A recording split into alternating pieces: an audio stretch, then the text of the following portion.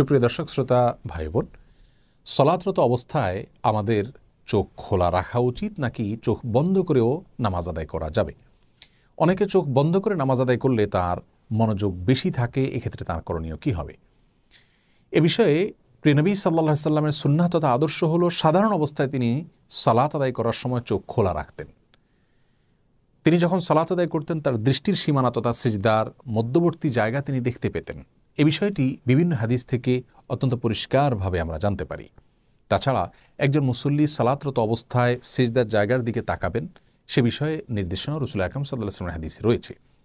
সুতরাং সাধারণ এবং স্বাভাবিক অবস্থায় একজন মানুষ চোখ খোলা রেখে সালাত আদায় করবেন, সে বিষয়টি তার জন্য উচিত এবং উত্তম এবং সুন্নাহসম্মত। তবে যদি কেউ সালাতরত অবস্থায় তার দৃষ্টির সীমানায় এমন কোনো কিছু দেখতে পান বা এমন কিছু পড়ে তার দৃষ্টির সীমানায় যেই বিষয়টি দেখা তার জন্য গুনাহের, তাহলে অবশ্যই তিনি চোখ বন্ধ করে সালাত আদায়